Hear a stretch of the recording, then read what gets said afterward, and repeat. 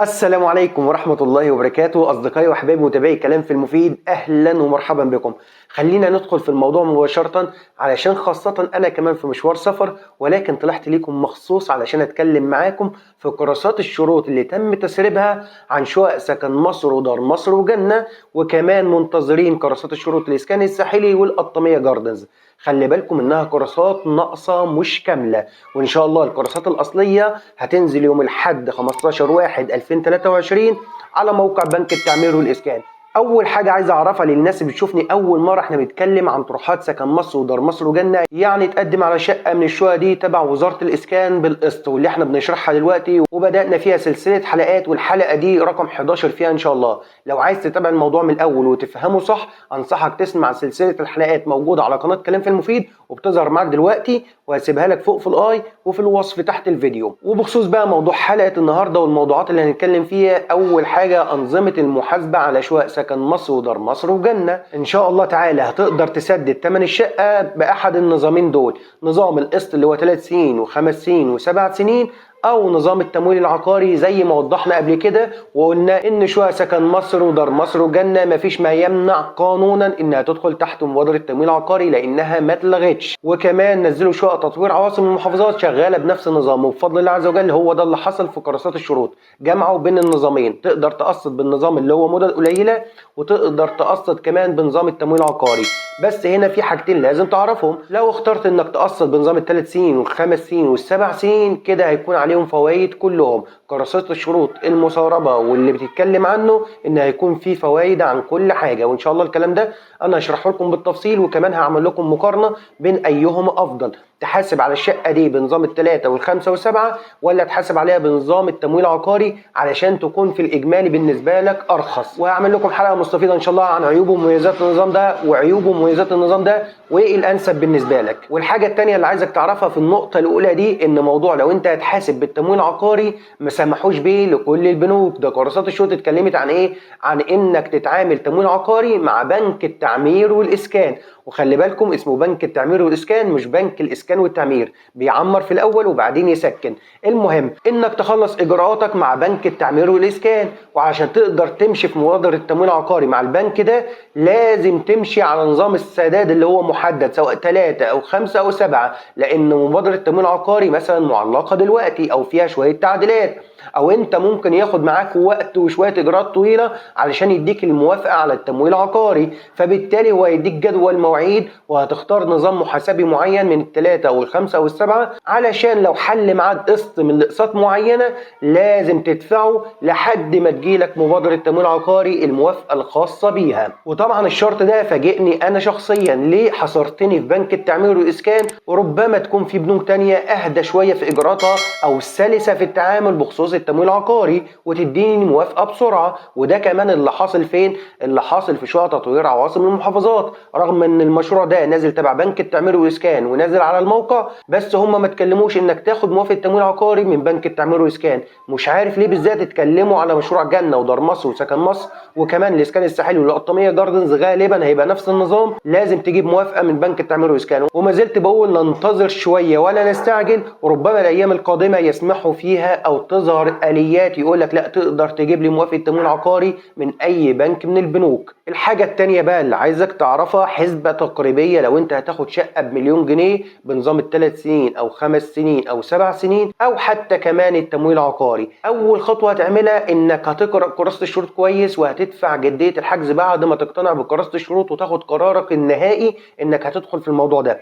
هتدفع جديه الحجز واللي احنا وضحناها 70,000 جنيه سكن مصر، 80,000 جنيه دار مصر، 100,000 جنيه جنة. هتدفعها امتى؟ هتدفعها بعد ما تسجل على موقع بنك التعمير والإسكان من يوم 15/1/2023 ومعاك شهر كامل لحد يوم 16/2/2023 تدفع فيه جدية الحجز، بعد طبعا ما تكون سجلت وعملت اكونت على موقع بنك التعمير والإسكان واستخرجت رقم استمارة اللي هو رقم الحساب اللي هيتحط فيه الفلوس بتاع جدية الحجز واللي هتكمل عليه الدفعات ان شاء الله اللي انت هتدفعها بعد كده. قرأنا كراسة الشروط واقتنعنا وعملنا حساب ورحنا بنك التعمير والإسكان، خدنا رقم الاستمارة من على الموقع ودفعنا جدية الحجز.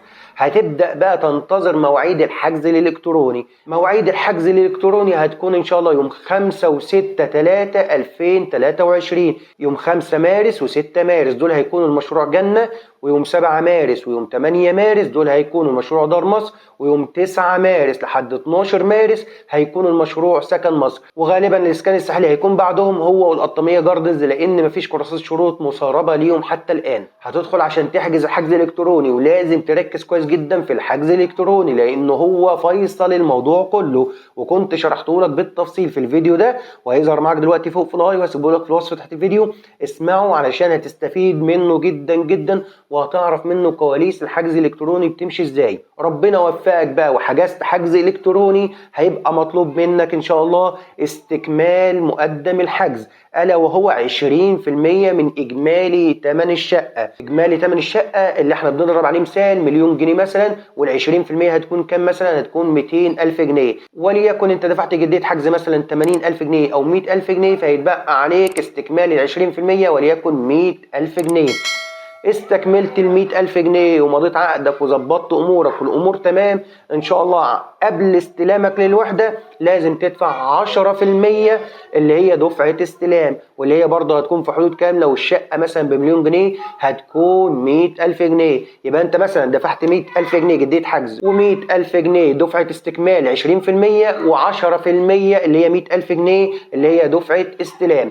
ولازم تدفع كمان 5% وديعه صيانه اللي هي هتكون 50,000 جنيه. يبقى انت كل المطلوب منك حوالي 35% من اجمالي ثمن الشقه علشان تقدر تتعاقد عليها وتستلمها. ولو الشقه بمليون جنيه يبقى انت كده مطلوب منك 350,000 جنيه. والكلام ده انا هشرحه لك بالتفصيل وهعمل لك نماذج حسابيه، بس انت ما تستعجلش لان لسه معانا شهر طويل جدا، من يوم 15/1 لحد يوم 16/2 تقدر تاخد فيه قرارك، وما فيهوش اي اسبقيه، كله زي بعضه، اللي هيدفع في الاول زي اللي هيدفع في اخر يوم. اهم حاجه الحجز الالكتروني ده في شهر 3، والكلام ده انا قلته كتير جدا، وقلت يا جماعه لسه بدري جدا وهيدونا فرصه مش اقل من 20 يوم او شهر ناخد فيها القرار، وهو اللي حصل بالفعل. ادونا شهر كامل ويوم كمان فوق الشهر عشان نقدر ناخد قرارنا كويس جدا. طيب بعد ما دفعنا ال 35% من اجمالي ثمن الشقه هيتبقى كام بقى؟ هيتبقى مثلا حوالي 70%،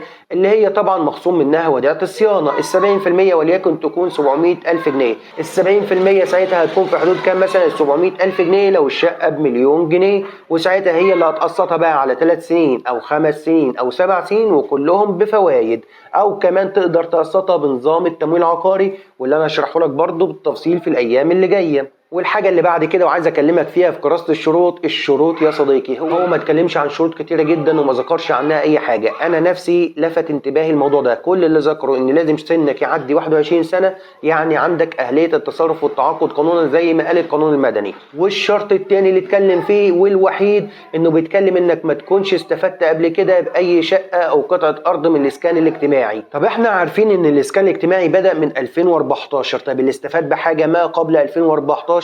هو ده السؤال اللي لازم تنزل عليه بنك التعمير والإسكان وتسألهم في النقطة دي.